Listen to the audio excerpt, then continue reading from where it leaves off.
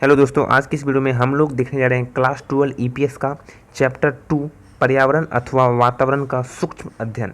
इसका हम लोग बहुत इंपॉर्टेंट क्वेश्चन देखने वाले हैं, इससे बाहर एग्जाम में नहीं पूछेगा। ठीक है, चलते हैं फटाफट से शुरुआत करते हैं। हम लोग 2 मार्क्स का भी एग्जाम का क्वेश्चन को डील करेंगे, साथ साथ 5 मार्क्स के एग्जाम क्वेश्चन को भी डील करेंगे। ठीक है, मतलब टोटली चैप्टर 2 में जितना भी क्वेश्चन हो सकता है, आ सकता है, जो भी बन सकता है क्वेश्चन, उसको हम लोग देखेंगे। ठीक है, चलिए फटाफट से देखते हैं, शुरुआत करते हैं। अभी तक आपने वीडियो को लाइक नहीं किया तो लाइक कर दिएगा जरूर से जरूर। चलिए शुरुआत करते हैं। सबसे पहला क्वेश्चन है, सूक्ष्म वातावरण से आप क्या समझते हैं? सूक्ष्म वातावरण से आप क्या समझते हैं? आंसर है उत्तर, सूक्ष्म वातावरण में उन शक्तियों का वर्णन होता है जिसमें जिसमें क्या होता है, कंपनी के ग्राहकों को प्रभावित किया गया जाता है। ये शक्तियाँ ब्रह्मा होती है परंतु कंपनी की बाजार व्यवस्था को प्रभावित करती है। ठीक है, इन शक्तियों में माल की पूर्ति देने वाले मध्यस्थ, प्रतियोगी ग्राहक तथा जनता आती है। साधारणतः इन घटकों को नियंत्रण नहीं किया जा सकता है। ये घटक सूक्ष्म मैक्रो होते हैं, शक्तियों की अपेक्षा अधिक प्रभावी होते हैं। तो सूक्ष्म वातावरण क्या है कि ऐसा वातावरण जो कि क्या होता है, बाजार में विभिन्न जो कि सप्लायर हो गए, कंपटीटर हो गए, कस्टमर हो गए, ये सब क्या करते हैं, घटक पहुंचाता है बिजनेस में। ठीक है, व्यापार में घटक पहुंचाता है। ये जो घटक है ये सूक्ष्म है, मैक्रो शक्तियों की अपेक्षा अधिक प्रभावित होती है। ठीक है, अब बात करते हैं पर्यावरण के सूक्ष्म परीक्षण के किन्हीं 3 उद्देश्य को बताएं। तो किन्हीं 3 उद्देश्य को हम लोग को बताना है, तो 3 ही ऑब्जेक्टिव लिखेंगे।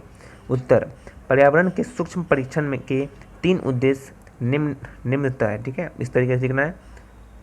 उसके बाद हम लोग को पहला लिखना है, वातावरणीय विश्लेषण एक अंतर्ज्ञान युक्त एक विदोहक प्रक्रिया है जहां इसके द्वारा वर्तमान वातावरणीय दशाओं का ज्ञान होता है, वहीं इसके द्वारा भावी संभावनाओं एवं छुपे हुए अवसरों का ज्ञान होता है।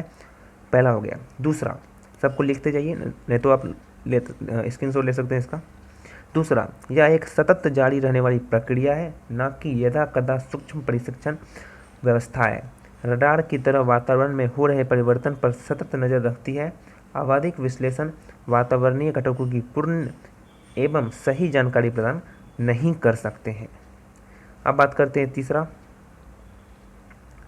तीसरा, वातावरणीय विश्लेषण एक व्यापक प्रक्रिया है जिसमें समग्र रूप में वातावरण का अध्ययन एवं विश्लेषण सम्मिलित है, न कि कुछ वातावरणीय घटकों या उनकी प्रवृत्ति का विश्लेषण है।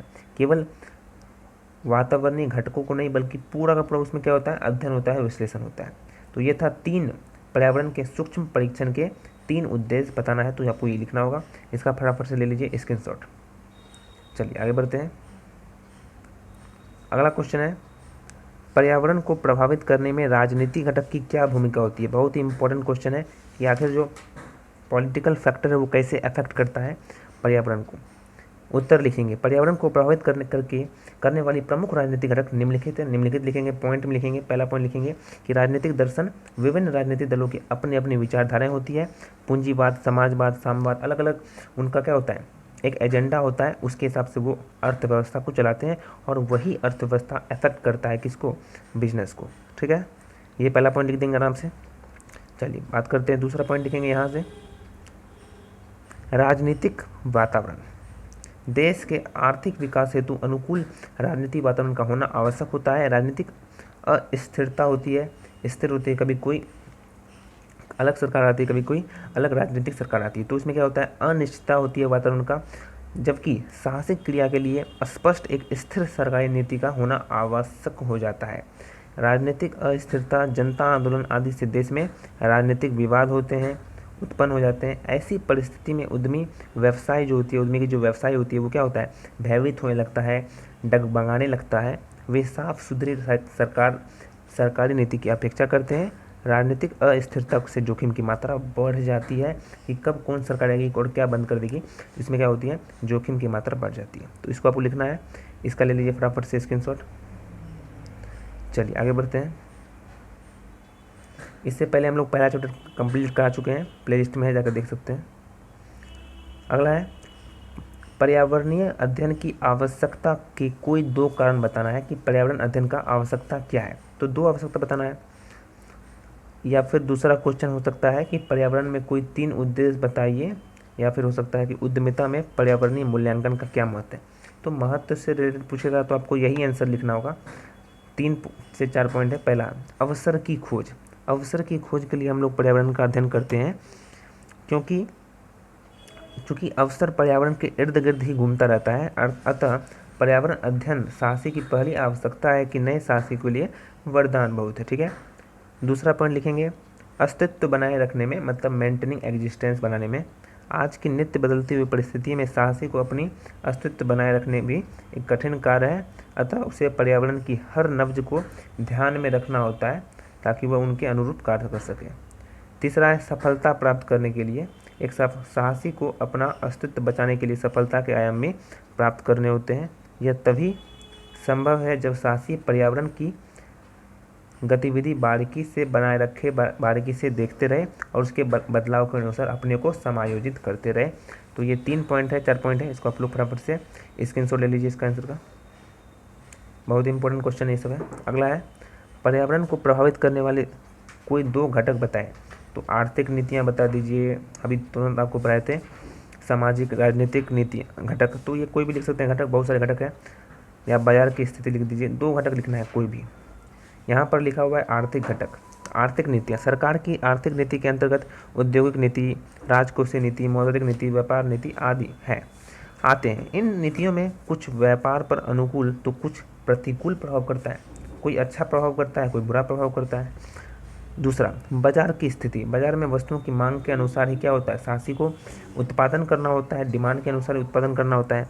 यदि मांग अधिक है तो साहसी अवसर का लाभ उठाने के लिए अधिक उत्पादन का प्रयास करते हैं। मांग घटने पर अपना उत्पादन स्तर कम कर देते हैं। तो ये 2 घटक लिख दीजिए, कोई भी 2 घटक आपको लिखना है, इसमें कोई संशय वाली बात नहीं है। अगला क्वेश्चन है, पर्यावरण के मुख्यतः कितने प्रकार होते हैं। तो पर्यावरण के मुख्यतः 2 प्रकार होते हैं। कितने प्रकार होते हैं, 2 प्रकार होते हैं। पहला, अंतर्निय पर्यावरण, इंटरनल इन्वायरमेंट, और दूसरा बाहरी पर्यावरण। फिर से आपको बता देते हैं एक बार। पहला होता है आंतरिक पर्यावरण, और दूसरा क्या होता है, बाहरी पर्यावरण। आंतरिक पर्यावरण और दूसरा क्या होता है, बाहरी पर्यावरण। आंतरिक पर्यावरण के अंतर्गत में घटक आते हैं जिन पर साहसी का नियंत्रण होता है, जो साहसी नियंत्रण कर सके, जो कंट्रोल कर सके। जैसे भूमि, उत्पादन, पूंजी, ये सब साहसी खुद कंट्रोल कर सकता है, उसके नियंत्रण में होता है। भवन, संगठनात्मक ढांचा, ये सब क्या होता है, पर्यावरण के मुक्त इंटरनल एनवायरनमेंट में आते हैं, आंतरिक पर्यावरण होते हैं। वहीं बाहरी पर्यावरण की बात की जाए तो इसके अंतर्गत वे घटक आते हैं जिन पर साहसी का कोई नियंत्रण नहीं होता है। उदाहरण के लिए यहाँ पर आर्थिक, सामाजिक, राजनीतिक, तकनीकी, प्रतियोगी, ग्राहक, आपूर्तिकर्ता, बाजार, ये सब क्या घटक है जो साहसी के कार्यकलाप एवं निर्णय को प्रभावित करता है। ठीक है, ये लाइन को अंडरलाइन कर लीजिएगा। ठीक है, ये जो लाइन है बहुत ही इंपॉर्टेंट है, और ये जो क्वेश्चन है इसको अच्छे से देख लीजिए। ठीक है, इसका फटाफट से आप लोग स्क्रीनशॉट ले लीजिए। ठीक है, बहुत अच्छे से स्क्रीनशॉट ले लीजिए। नेक्स्ट क्वेश्चन की तरफ आगे बढ़ते हैं। अगला क्वेश्चन है, वातावरण से आप क्या समझते हैं अथवा पर्यावरण क्या है। तो वातावरण से क्या समझते हैं, वातावरण अनेक घटकों का समूह है जिन पर संस्था का कोई नियंत्रण नहीं होता है। नियंत्रण क्या होता है, संस्था का कोई भी नियंत्रण नहीं होता है, तथा वातावरण संस्था की कार्य प्रणाली को भी प्रभावित करता है।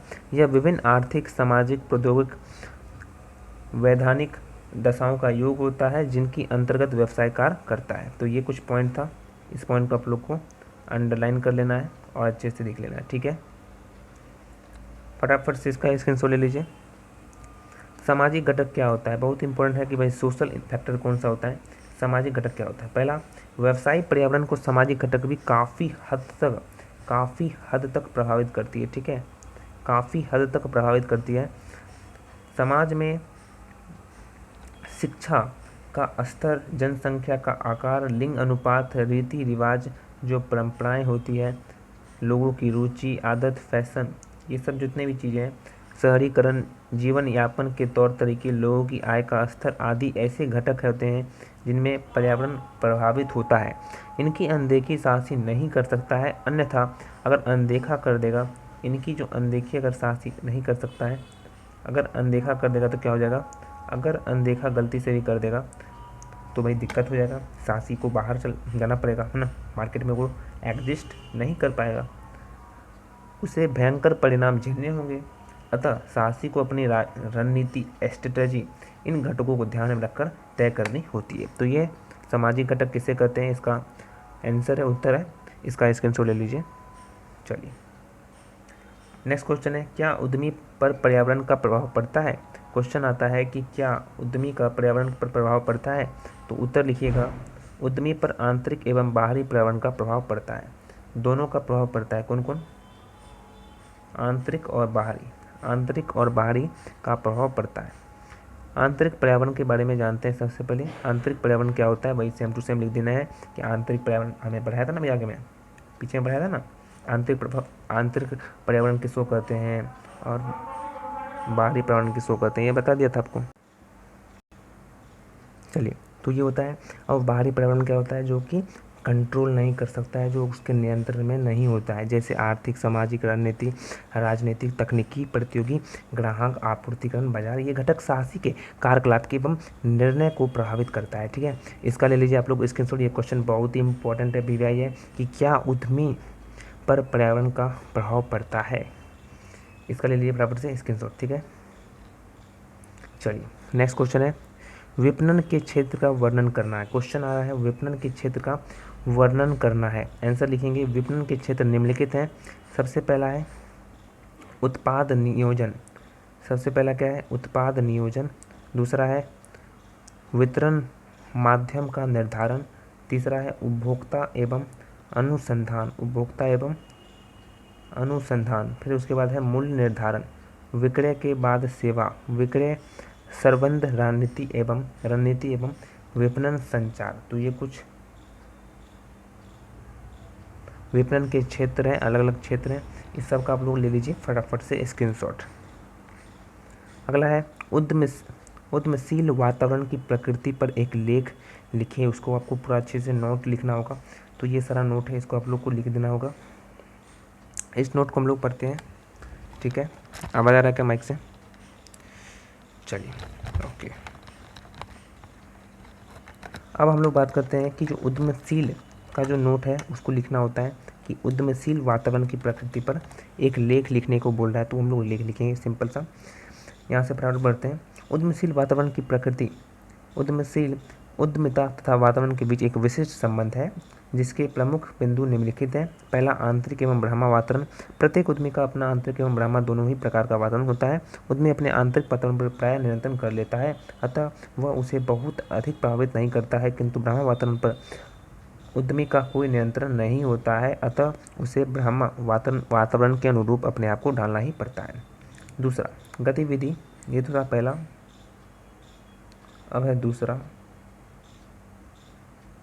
गतिविधि वातावरण प्रत्येक उद्यमिता या उद्यमशील क्रिया का एक गतिशील वातावरण होता है। उद्यमी को उस अपने इसी वातावरण में कार्य करना पड़ता है।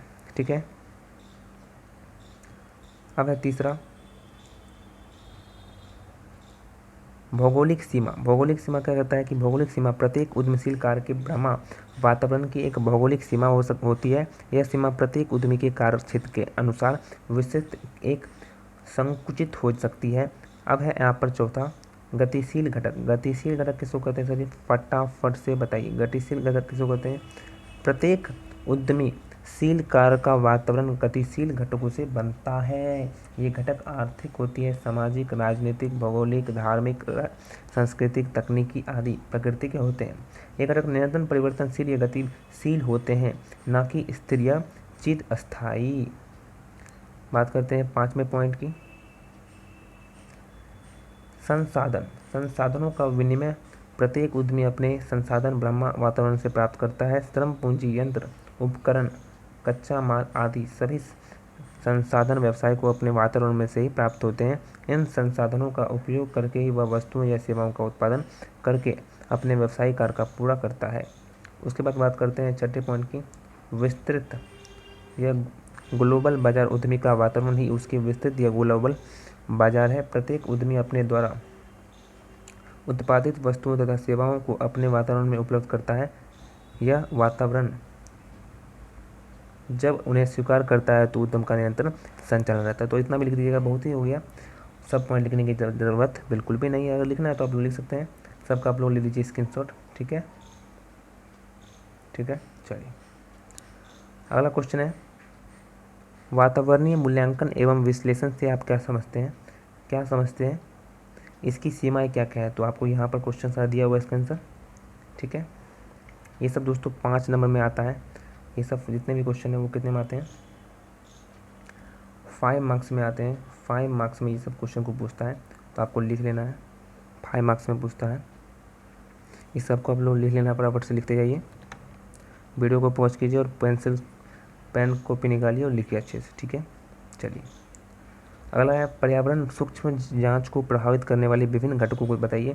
तो कौन कौन सूक्ष्म जांच को प्रभावित करता है? तो आपको यहाँ पर लिख देना है। सब कुछ पढ़ाया हुआ है बिल्कुल, सबको आपको लिखते जाना है फटाफट से। ठीक है, आपको स्क्रीनशॉट लेना है तो एक बार ले लीजिए स्क्रीनशॉट, बहुत बड़ा है। ठीक है, वैसे तो बहुत बड़ा है, आप लिख नहीं सकेंगे, ज़्यादा नहीं लिखना है, 2 से 4 पॉइंट लिखना है बस। ठीक है, चलिए अब आगे क्वेश्चन है, एक साहसी के लिए पर्यावरण का अध्ययन करना क्यों आवश्यक हो जाता है? क्योंकि वो क्या कर सके, जब तक वो बाज़ार को समझेगा नहीं तब तक क्या करेगा, वो अस्थायी नहीं रह पाएगा। ठीक है, और उसको बहुत ही दिक्कतों का सामना करना पड़ेगा। फिर उसको संसाधनों का प्रभावशील प्रयोग संस्था की सफलता की कुंजी होती है। फिर व्यूह रचना के लिए निर्माण में सहायक वातावरण विश्लेषण के माध्यम से विविधीकरण तथा वो विविधीकरण करेगा, विकास करेगा, व्यवसाय में अपना उत्पन्न करेगा, ज़्यादा से ज़्यादा क्या करेगा, अपने आप को काम को वो बढ़ाएगा। ठीक है, तो ये कुछ पॉइंट है, यहाँ पर उदाहरण है। फिर तीसरा है कि खतरों और अवसरों को वो पहचानेगा कि क्या खतरा है, क्या अवसर है, उसको पहचान कर वो पहचानेगा वातावरण को और उसका विश्लेषण करेगा। चौथा, प्रबंधकों के लिए सहायक वातावरण विश्लेषण प्रबंधकों के लिए काफ़ी सहायक सिद्ध होता है कि वो उसे अच्छे से जांच सके और उसको विश्लेषण करके व्यवसाय की तुलना कर सके और आने वाले जो भी घटक हैं, आने वाले जो भी खतरे हैं उससे वो लड़ सके। ठीक है, तो यही होता है। आई होप दोस्तों आप सब अच्छे से जान गए होंगे। 14 क्वेश्चन हम लोगों ने कराया, बहुत ही इंपॉर्टेंट था। 5 मार्क्स का भी कराया और 2 मार्क्स कराया, इससे बाहर कहीं नहीं पूछेगा। ठीक है, तो सबको लिख लेना है, बहुत ही सिंपल था, अच्छे से मैंने बता दिया। और ये सब पॉइंट को आपको लिख लेना है, वीडियो को पॉज कर करके लिखना है, पॉइंट टू पॉइंट लिखिए, बिल्कुल सिंपल है। अगर कोई भी दिक्कत हो तो कॉमेंट आप खुला है, कॉमेंट जरूर कीजिएगा। कमेंट करके कुछ भी क्वेश्चन हो तो पूछ सकते हैं फटाफट से। एमसीक्यू का इसका भी सीरीज लाएंगे, तो अभी ईबीएस का सीरीज चलेगा, उसके बाद हम लोग नेक्स्ट चैप्टर का सीरीज शुरू करेंगे। Thank you so much. और अभी तक आप हमारे टेलीग्राम चैनल पर नहीं ज्वाइन किए तो टेलीग्राम चैनल पर ज्वाइन जरूर कर लीजिएगा। इसका जो लिंक है वो नीचे डिस्क्रिप्शन में दिया है, जल्दी जाइए नीचे डिस्क्रिप्शन पर क्लिक कीजिए, ज्वाइन कीजिए। नोट्स मिलेगा फ्री में, बिल्कुल PDF फॉर्मेट में। एमसीक्यू पूछा जाता है, वहाँ पर बहुत सारे सीरीज होते हैं, टेस्ट जो भी होता है आप ज्वाइन कर सकते हैं। साथ साथ जो भी इन्फॉर्मेशन होता है बिहार बोर्ड से रिलेटेड आपको मिलता रहेगा। Thank you so much.